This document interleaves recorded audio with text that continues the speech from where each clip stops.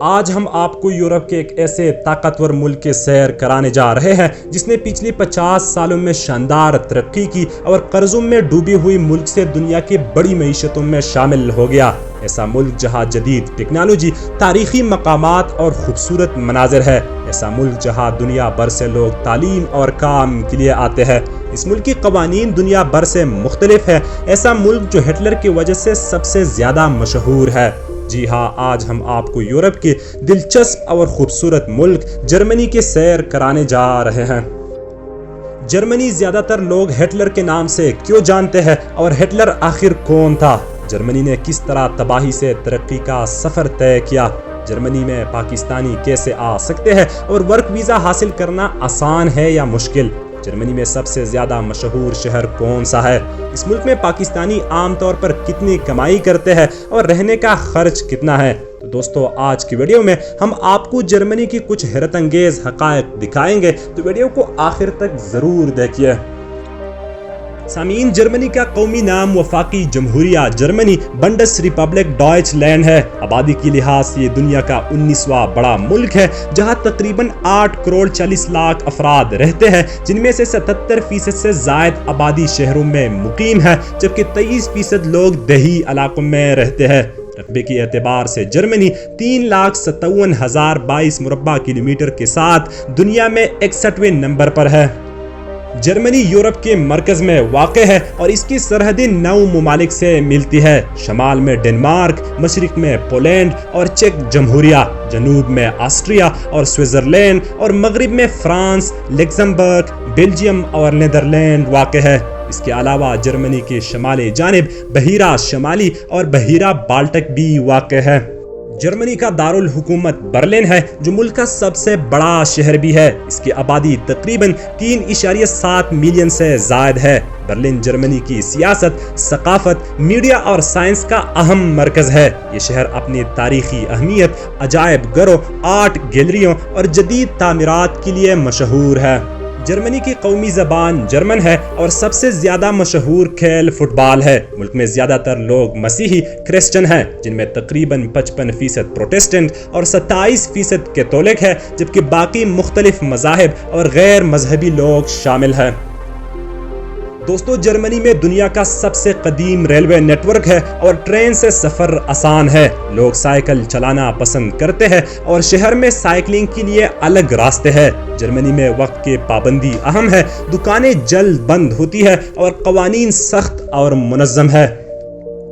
سامعین، جرمنی ہر سال 3 کروڑ سے زائد سیاحوں کو اپنی طرف کھینچتا ہے اور چھٹیاں منانے کے لیے ایک بہترین ملک مانا جاتا ہے۔ سب سے مشہور تاریخی مقام برلن وال ہے، جو دوسری عالمی جنگ ورلڈ وار 2 کے دوران ملک کو 2 حصوں میں تقسیم کرنے کے لیے بنایا گیا تھا۔ آج اس کے کچھ حصے سیاحوں کے لیے کھلے ہیں۔ جرمنی میں دنیا کا پہلا میگزین شائع ہوا اور برلن زولاجیکل گارڈن دنیا کے سب سے بڑے اور قدیم چڑیا گھروں میں سے ایک ہے، جو 1844 میں کھولا گیا تھا اور یہاں 1500 سے زائد جانور موجود ہیں۔ سامعین، جرمنی تعلیم اور کام کے لیے بہترین ملک ہے۔ یونیورسٹیاں مشہور اور کچھ مفت ہے۔ پاکستانی طلباء آسانی سے ویزا لے سکتے ہیں۔ کام کے لیے بھی مواقع موجود ہے، مگر جرمن زبان آنا ضروری ہے۔ سامعین، آئیے اب جرمنی کی تاریخ پر نظر ڈالتے ہیں اور جانتے ہیں کہ یہ ملک آج اتنے طاقتور معیشت کیسے بن گیا۔ جرمنی کی تاریخ بہت پیچیدہ اور دلچسپ ہے۔ قدیم دور میں یہ مختلف چھوٹے ریاستوں اور قبائل پر مشتمل تھا اور وقت کے ساتھ متحد ہو کر ایک مضبوط سلطنت بن گیا۔ 20ویں صدی میں ایڈولف ہٹلر کی قیادت میں نازی پارٹی نے اقتدار سنبھالا اور دوسری عالمی جنگ کا آغاز کیا، جس کا مقصد یورپ پر قبضہ اور جرمنی کو عالمی طاقت بنانا تھا۔ ہٹلر کی نظریہ برتری کی بنیاد پر یہ خیال تھا کہ یہودی، رومانی اور دیگر گروہ جرمنی اور آرائی نسل کے لیے خطرہ ہے، اس لیے اس نے یہودیوں کا خاتمہ کرنے کی کوشش کی، جسے ہولوکاسٹ کہا جاتا ہے، اور لاکھوں یہودی مارے گئے۔ جرمنی نے روس پر حملہ کر کے ایک بڑی غلطی کی اور نتیجتاً ملک شدید تباہی کا شکار ہوا۔ 114 شہر تباہ ہو گئے اور معیشت مکمل طور پر متاثر ہوئی۔ جنگ کے بعد جرمنی نے خود کو دوبارہ تعمیر کیا اور ترقی کی راہ پر چل نکلا۔ 1960 کی دہائی میں جرمنی بین الاقوامی امداد پر بھی انحصار کر رہا تھا اور دنیا کے کئی ممالک نے اسے مالی مدد فراہم کی، جن میں پاکستان بھی شامل تھا۔ وقت کے ساتھ ساتھ جرمنی نے اپنی صنعتی صلاحیت، ٹیکنالوجی اور تعلیم کے شعبے کو مضبوط کر کے عالمی معیشت میں اپنا مقام بنایا۔ آج جرمنی دنیا کے سب سے بڑی اقتصادی طاقتوں میں شامل ہے اور اس کی GDP ہزاروں ارب ڈالر سے زیادہ ہے۔